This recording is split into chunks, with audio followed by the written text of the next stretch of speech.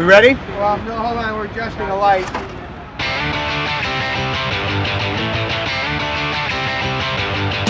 A scene like this, which is, despite the fact we have kids watching, the rest of the group watching, which is basically CG on CG, is essentially for production unit flying blind. There's two ways to approach that type of a sequence. One is to just go out there and shoot random plates and hope that you get the coverage that you need and then insert your CG. The other is to do previs, and that sort of educates the director as to what sort of shots he needs and how the story is going to be told. If you murk around just in going from boards directly into a shoot, it's a liability. You can make a great scene, but you're not allowing yourself the opportunity to maximize everything. So we did what's called pre-visualization, which is basically we took this whole environment and modeled it inside the computer. It's good to previs a shot because it's a good way to plan out the whole sequence.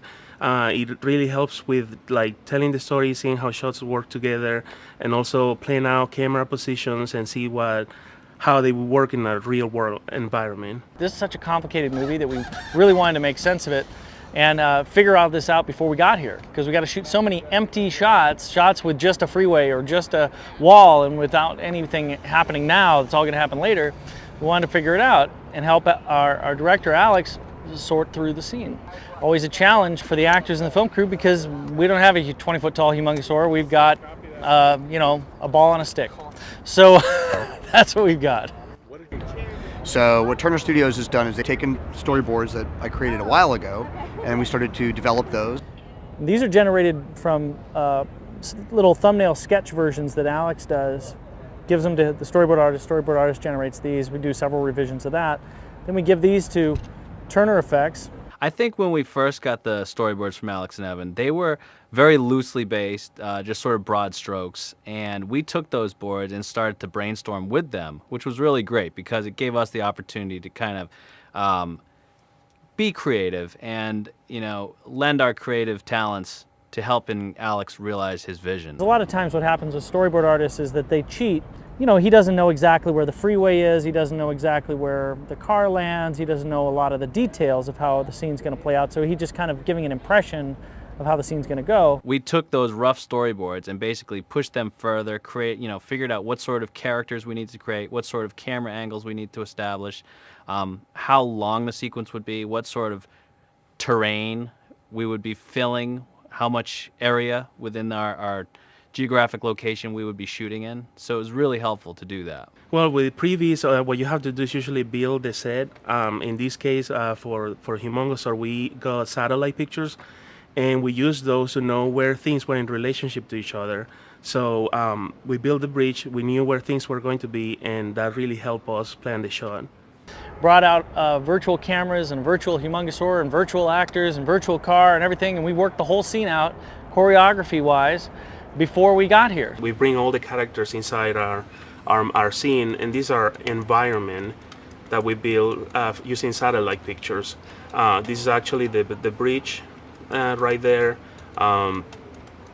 There's a wall right there that we knew we had right there in the middle of the action, so we knew how to get around it. We have animation controls to be able to pose and animate the character. So as we do so, we set keyframes, we move in the timeline, we set new positions, new keyframes, and that's how we build up the whole animatic. From the storyboards, we had a couple of shots more or less vaguely describing the action. So when we choreographed, we were able to come up with the action and how it happened in what order. What we do first is a rough pass of the whole sequence, really roughly positions and some of the camera angles. After that, we get approval from the director, and we get even notes and ideas. So we refine it more to a shot-per-shot basics. And then after that, we just break it down into different camera angles. We add more motion to it, and we start cutting it together for timing. The camera blocking is really important because we had to figure out the different camera angles and positions that the camera would be shooting from so that Alex was able to get the coverage that he wanted. In the case of the humongosaur shot, we had train tracks in the back of the scene, and we knew that area was off limits because there's actually a lot of train traffic. So it really helped knowing like, okay, these are our limitations, so we need to set the shots on these angles and know the best angle ahead of time. So they knew exactly where to place the crane, where to place the camera, and not waste any time, like save time. We had a wide range of shots so that he could basically have a better educated idea of how this sequence was going to play out. We delivered the animatic in two forms, like as a QuickTime movie and also as stills for them to have on a piece of war on the set. This is a little more building in some of the real world constraints of the scene, actually putting our, so we can actually see what we would see from a given lens and that sort of thing. So a little more accurate than the other version. Don't tell Evan that actually this is all great and stuff, but this is my Bible right here. They can quickly refer to the render frames, but at the same time have a laptop on hand and show a QuickTime movie so they can see the actual motion and timing of it. So this is the final animatic that we submitted for the director. In this final one, we work on all the cameras and all the cuts, and we got notes from the director on how to change camera angles and timing. You had to do it kind of quick and simple just to get it done as quick as possible. So everything is really rough, it moves really blocky, and there's not a lot of detail in the animation, but it's just enough for them to tell what's going on.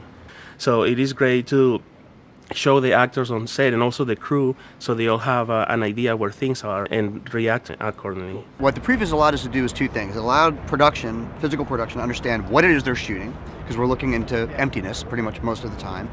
But more than that, it gives you a chance to actually make the best sequence you can, because once the plates are done, they're done. So by prevising, it gave us all a chance to sit around and think of what are the best shapes, what are the best angles, what's the best fight, and invariably they had great ideas. They had better ideas than my original boards because we had actual tangible stuff to look at. The final sequence was really close to the animatic, except for a handful of like 2 or 3 shots that were cut out from it, but everything is really, really close to the final shot. So before we got here, we had done we've shot the movie several times before we even got here, so, but always in the computer. So now we kind of know, we have a focused effort. We know what we need to get when we get out here to shoot this thing, and we know that it's going to work because we've already seen it. And so that's why it's been invaluable here, because I think what we have now is in a very compact way. And every movie, no matter how big its budget, has to be conservative in terms of how they shoot effects. Our budgets are tight, so we have to be extra conservative. And in order to keep the bar as high as we want it on these movies, as much of that sort of pre-thinking that we can do, pre-development, to make sure we're getting the best scene out of it, the better. And I think what we have now is a phenomenal scene, and certainly a much better scene than it was originally conceived. And that's largely because of this previs that we've done.